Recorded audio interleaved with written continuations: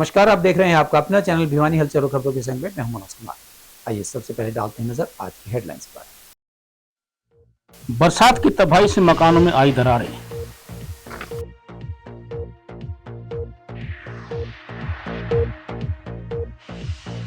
बारिश से बर्बाद हुए किसान, सरकार से की मुआवजे की मांग। बरसाती पानी निकासी को लेकर उपायुक्त से मिले गांव बीरण के निवासी।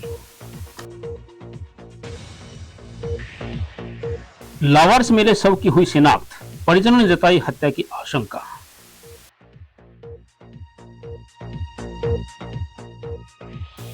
अपराध रोकने के लिए महिला संगठनों ने किया प्रदर्शन।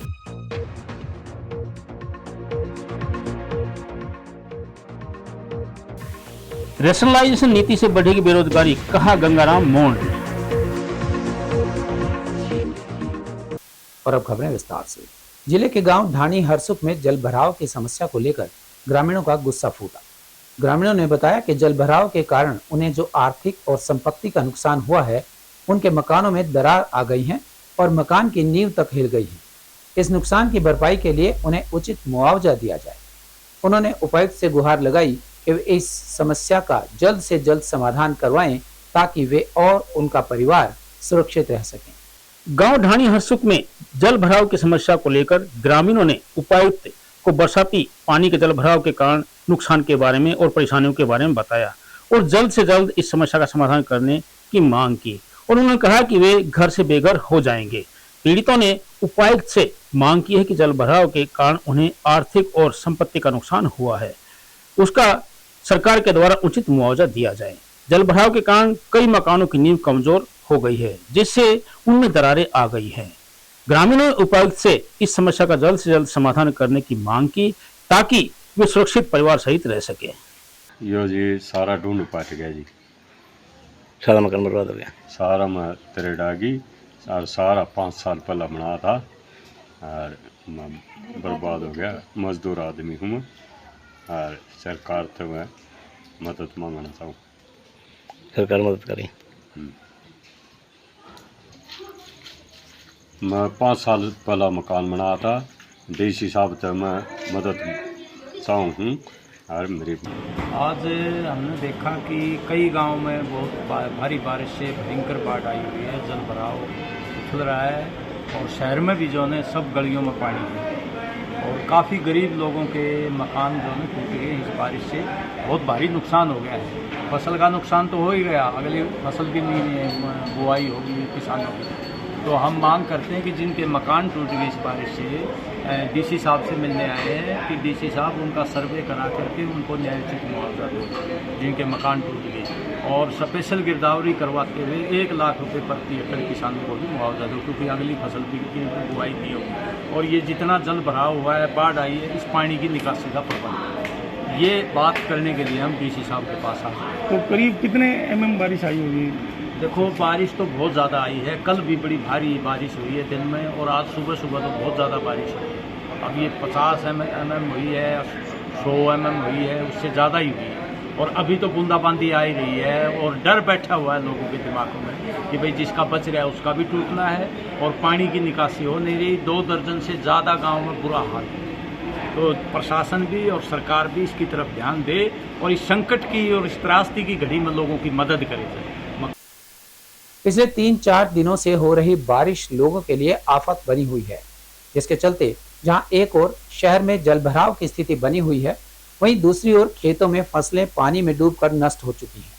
रेवाड़ी खेड़ा के किसानों ने बताया कि उनकी सब्जी व फसलें पानी में डूबने से नष्ट हो चुकी हैं, साथ ही घरों में दरार पड़ने से ढह जाने का खतरा बना हुआ है। उन्होंने कहा कि इस बारिश से उन्हें काफी नुकसान हुआ है। सरकार से गिरदावरी करवाकर मुआवजा देने की मांग उन्होंने की है। जिले के गांव रेवाड़ी खेड़ा के किसानों ने बताया कि उनकी सब्जी व फसलें पानी में डूबने से नष्ट हो चुकी है। घरों में दरारें पड़ने से ढह जाने का खतरा बना हुआ है। उन्होंने कहा कि इस बारिश से उन्हें काफी नुकसान हुआ है।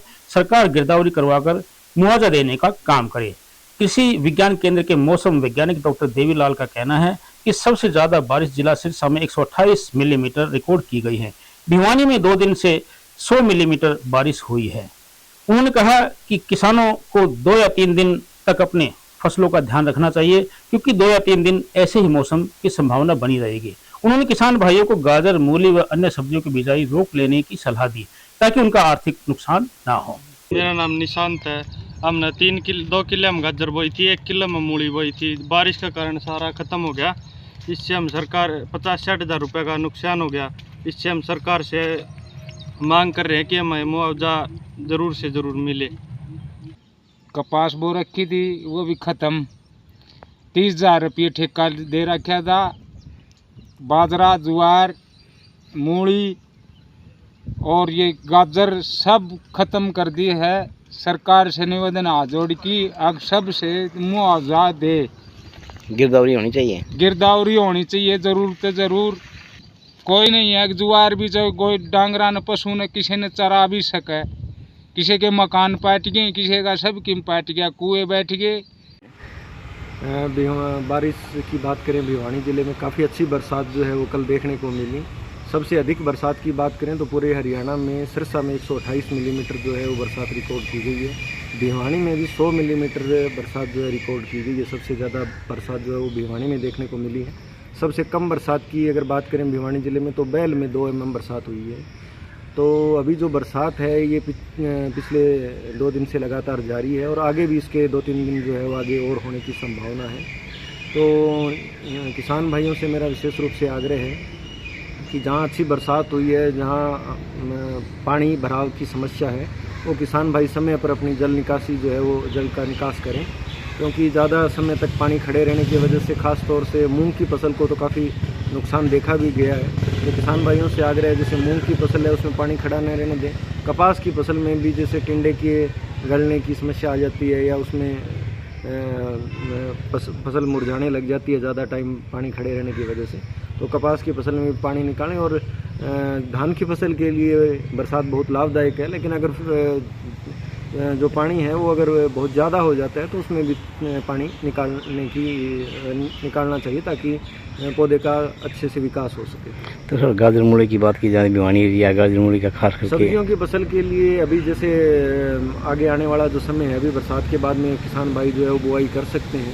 एक बार मौसम के थोड़ा सा अभी लगातार बरसात चल रही है, बरसात के एक बार 2-3 दिन और रहने की संभावना है। तो 2-3 दिनों बाद जो है किसान भाई जब भी फसल ज़मीन जो है वो बत्तर आएगी उस टाइम जो है वो अच्छी किस्मों का चुनाव करके आगे जो सब बेल वाली फसलें हैं, सब्जियां हैं, उनकी बिजाई कर सकते हैं। गांव बीरण के वार्ड नंबर 15 के ग्रामीण भारी जल भराव की समस्या को लेकर उपायुक्त कार्यालय पहुंचे और जल भराव की स्थिति से निजात दिलाने की गुहार लगाई।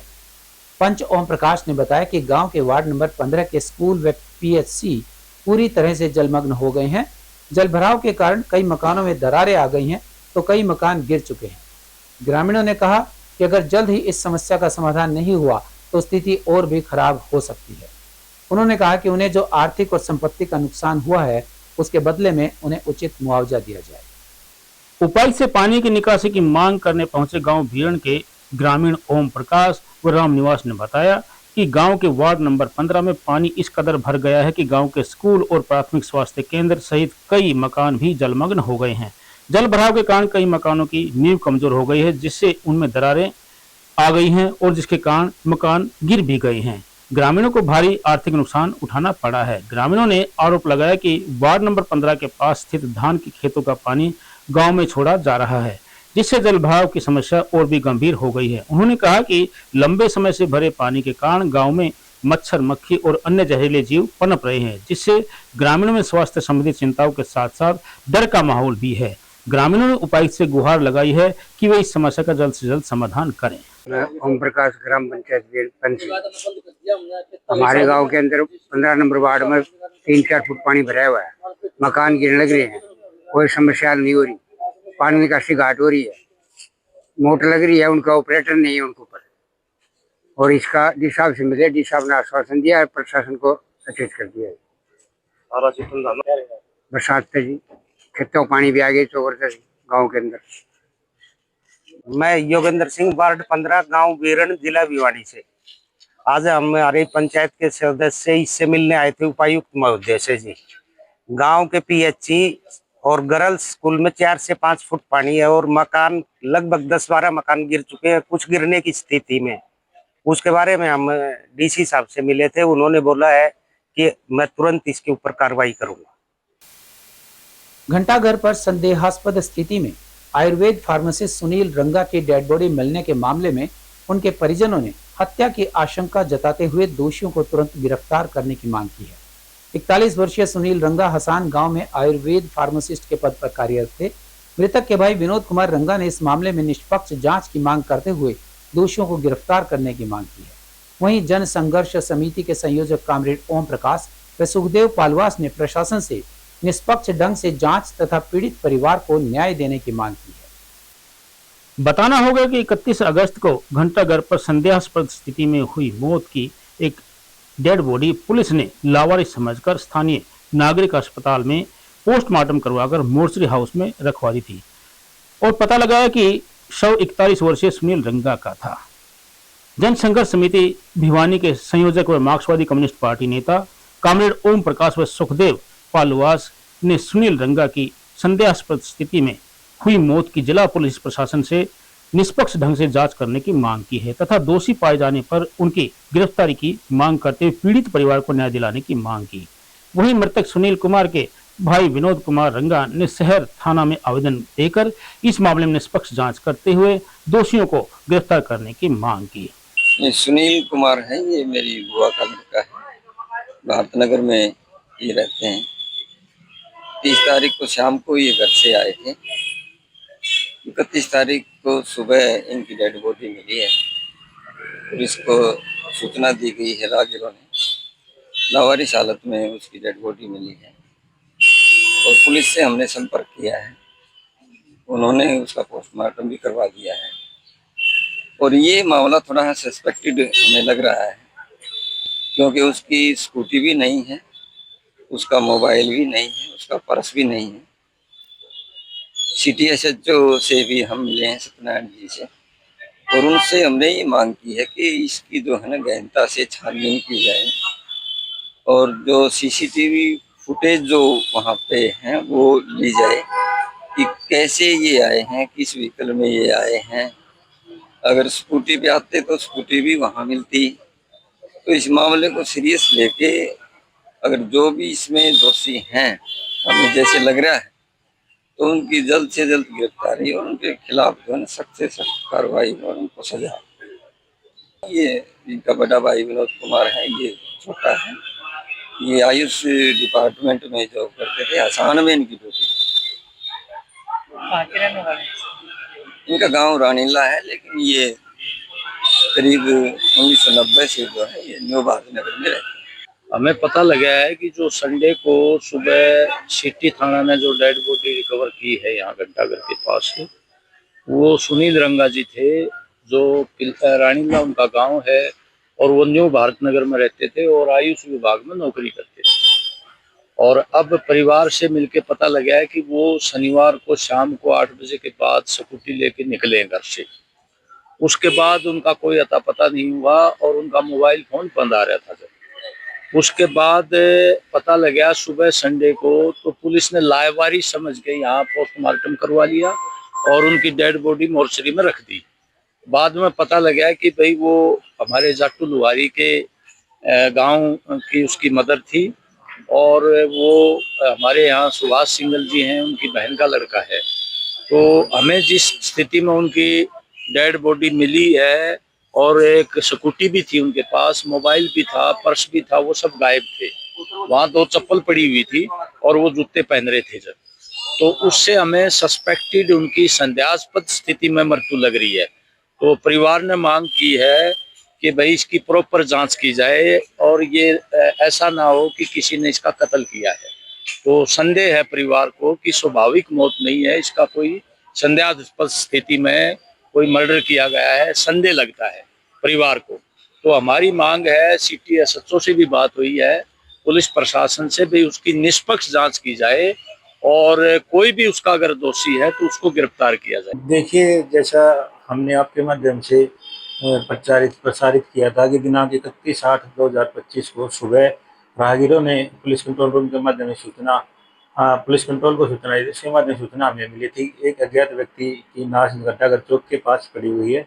जो मौका पर आईओ ने पहुंच के नाश को जीत में भिजवाया था, और उसका हमने अज्ञात युवक की नाश होने के कारण शिनाख्त नहीं हो पाई थी, तो उसका हमने पोस्टमार्टम करा के शिनाख्त हेतु जीएच मोर्चरी में रखवाई हुई थी। और सोशल मीडिया और अपना अखबार के माध्यम से, न्यूज़ चैनल्स के माध्यम से ये सूचना आम पब्लिक तक पहुंची है, और इसकी शिनाख्त करने में आज इसमें हमें सफलता मिली। और इसके वारसान जो है आज थाना में आए हैं, जिन्होंने इसकी पहचान सुनील स्नो मुंशीराम निवासी न्यू भारतनगर के रूप में की है। तो उनके वारसान से मेरी बातचीत हुई है। बॉडी जो है मृतक युवक की दाह संस्कार हेतु उनके हवाले की गई है। उनके द्वारा बताया गया कि एक इस मृतक के पास मोबाइल फ़ोन था, एक स्कूटी थी। जो मोबाइल फ़ोन भी हमें जब बॉडी मिली उसमें नहीं मिला था, स्कूटी भी नहीं मिली थी। और इन तथ्यों के आधार पर हम अपने आगे की जो मृत की कार्रवाई को शुरू कर रहे हैं, और अभी वारसान द्वारा कोई शिकायत नहीं दी गई। जैसे उन द्वारा शिकायत दी जाएगी उस पर भी हमारी कार्रवाई की जाएगी। बिल्कुल ये जाहिर तौर पे आम सी बात है कि आसपास की जो फुटेज वगैरह है उसका कलेक्शन हम कर रहे हैं, और उसमें जो भी चीज़ें सामने आएंगी उससे आगामी इसमें कार्रवाई में आपके सामने। महिलाओं व बच्चियों पर बढ़ते अपराधों की रोकथाम के लिए ऑल इंडिया महिला सांस्कृतिक संगठन के बैनर तले महिलाओं ने शहर में प्रदर्शन कर उपायुक्त को ज्ञापन सौंपा। AIMSS नेत्री रितु कौशिक ने कहा कि महिलाओं पर बढ़ते अपराध सभी के लिए चिंता का विषय है। सरकार चाहे कांग्रेस की रही हो या बीजेपी की, सभी के शासनकाल में महिलाओं पर अत्याचार व अपराध बढ़े हैं। जिला सचिव रोहतास सैनी ने कहा कि इस समस्या की जड़ें अत्यधिक गहरी हैं। आज भी हमारे समाज में पुरुष प्रधान मानसिकता व्याप्त है। उन्होंने सरकार से कारगर कदम उठाने और वर्मा कमीशन की सिफारिशों को पूर्ण रूप से लागू करने की मांग की। महिला अपराधों को रोकने के लिए किए गए प्रदर्शन को संबोधित करते हुए ऑल इंडिया महिला सांस्कृतिक संगठन नेत्री रितु कौशिक ने कहा कि महिलाओं पर बढ़ते अपराध नर नारियों के लिए चिंता का विषय है। सरकार चाहे कांग्रेस की रही हो या अच्छे दिन लाने का वादा करने केंद्र व राज्य में सत्ता पर काबिज हुई बीजेपी की, सभी के शासनकाल में महिलाओं पर अत्याचार और अपराध बढ़े हैं। दुख की बात यह है कि महिलाओं के खिलाफ होने वाले अपराधों को रोकने के लिए जस्टिस वर्मा कमीशन ने जो सुझाव दिए थे उन्हें भी पूर्ण रूप से लागू नहीं किया गया है। उन्होंने महिलाओं के खिलाफ बढ़ते अपराधों की रोकथाम करने और महिलाओं के लिए सुरक्षित माहौल बनाने के लिए जोरदार सामाजिक सांस्कृतिक आंदोलन गठित करने की जरूरत पर बल दिया। वहीं सभा को संबोधित करते हुए SUCI के जिला सचिव रोहतास सैनी ने कहा कि इस समस्या की जड़ें अत्यधिक गहरी हैं। आज भी हमारे समाज में पुरुष प्रधान मानसिकता व्याप्त है। महिलाओं को दोयम दर्जे का नागरिक समझा जाता है। प्रचार माध्यमों में वह भोग विलास की चीज के रूप में पेश की जाती है। महिलाएं दोहरे शोषण का शिकार हैं। कांग्रेस की तर्ज पर बीजेपी सरकार भी जन विरोधी नीतियों को लागू कर रही है। शराब के ठेके खोले जा रहे हैं, नशाखोरी को बढ़ावा दिया जा रहा है, प्रचार माध्यमों में अश्लीलता, सेक्स और हिंसा परोसी जा रही है। उन्होंने रोकथाम के लिए कारगर कदम उठाने की सरकार से मांग की। मैं राजकुमार भिवानी से, ये आज हमारी बहनें महिला सांस्कृतिक संगठन की तरफ से आज यहाँ DC को ज्ञापन सौंपने आई है मुख्यमंत्री का नाम। ये महिलाओं के ऊपर रोजाना जुल्म अत्याचार जो बढ़ रहे हैं, इसकी जिम्मेवार सरकार है। सरकार इसका खिलाफ कोई कदम नहीं उठा रही। रोजाना छोटी बच्ची से लेकर के 80 साल की बूढ़ी माँ तक यहाँ रोजाना बलात्कार होते हैं, हत्याएं होती हैं। सरकार उसके तरफ कोई गंभीरता से कोई ध्यान नहीं दे रही। उसके खिलाफ ये हमारी बहनें में आक्रोश है, उसी को लेके आज यहाँ ज्ञापन सौंपने आई है।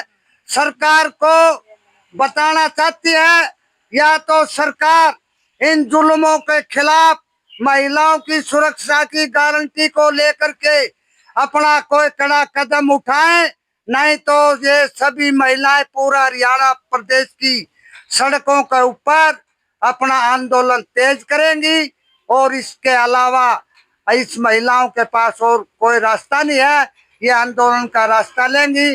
सरकार ने ये जो रोज जुल्म हो रहे हैं, हत्याएं हो रही है, बच्चियों के साथ रेप हो रहे हैं, बच्चियां महिलाएं घरों से निकलने में एकदम सुरक्षित महसूस कर रही हैं, इसको लेके ज्ञापन दिया है और सरकार को हमने चेताया है इसके ऊपर सरकार कड़ा कदम ले, वरना तो और आंदोलन तेज करे। आत्मा की बात करें, पूरे मामले को CBI जांच कर रही है, बावजूद Haryana government PWD mechanical workers union संबंधित सर्व कर्मचारी संघ हरियाणा की राज्य स्तरीय बैठक में राज्य प्रधान गंगाराम मीणा ने कहा कि सरकार की रेशनलाइजेशन की नीति कर्मचारी व युवाओं के भविष्य से खिलवाड़ है, क्योंकि इससे प्रदेश में बेरोजगारी बढ़ेगी और युवा अपराध की ओर अग्रसर होगा।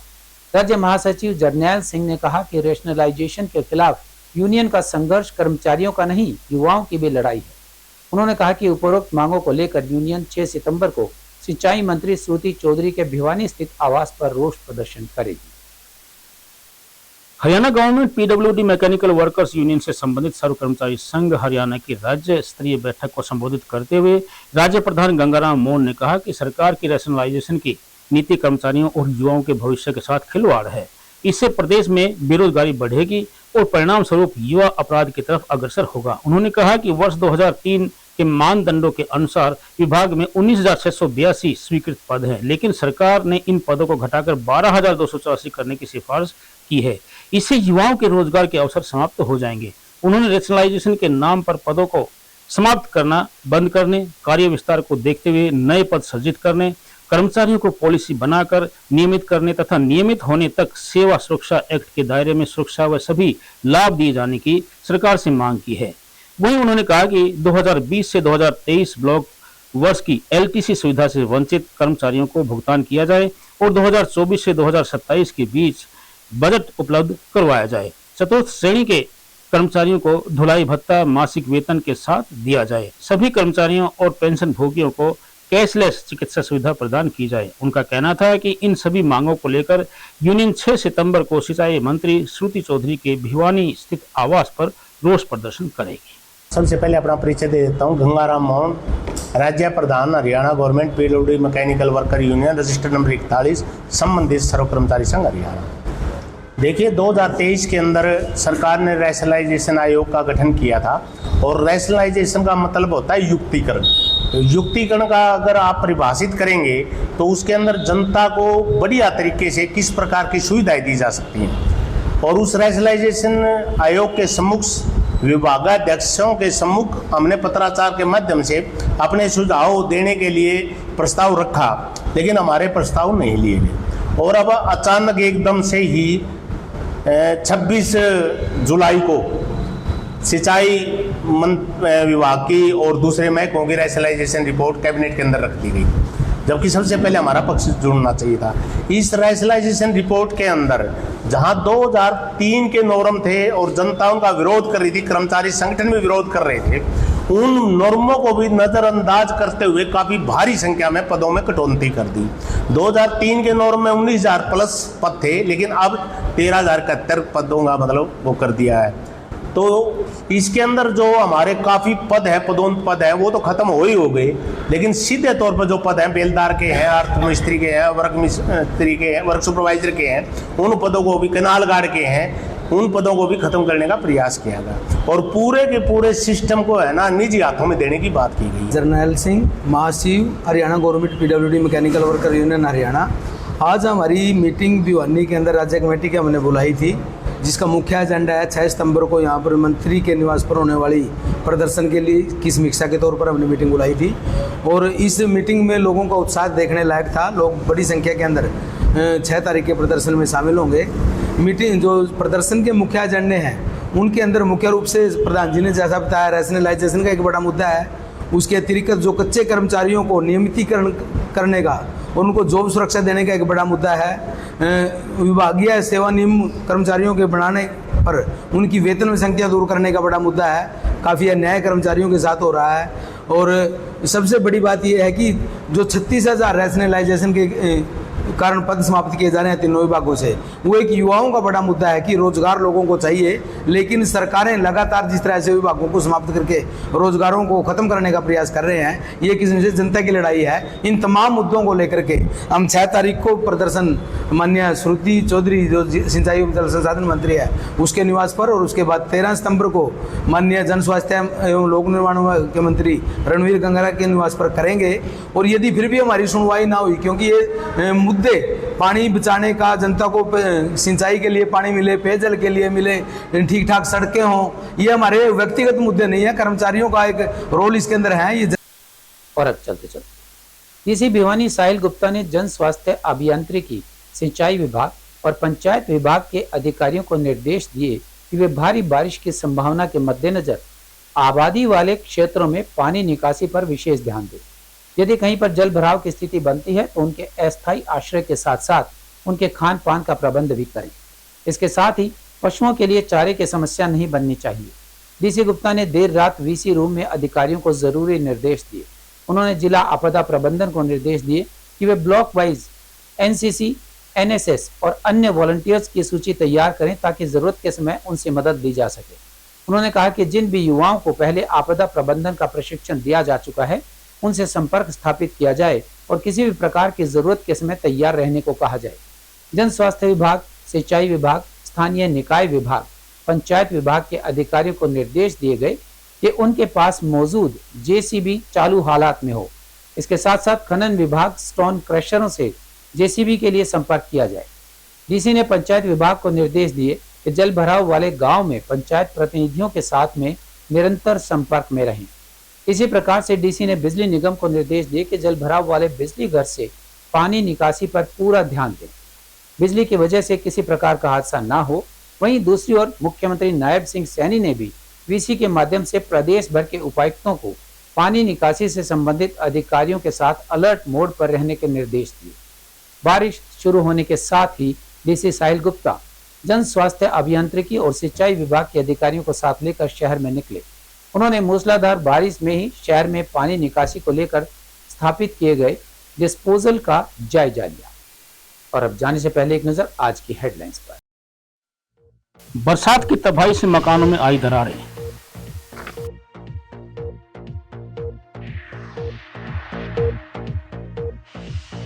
बारिश से बर्बाद हुए किसान, सरकार से की मुआवजे की मांग।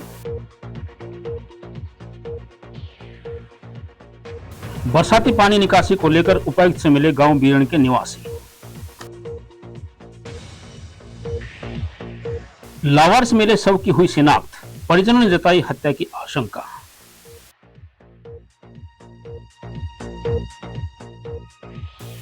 अपराध रोकने के लिए महिला संगठनों ने किया प्रदर्शन।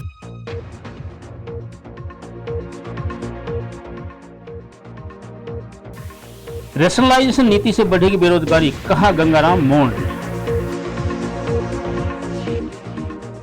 हमारे आज के अंक में बस इतना ही। अगले अंक के लिए देखते रहेगा आपका अपना चैनल भिवानी।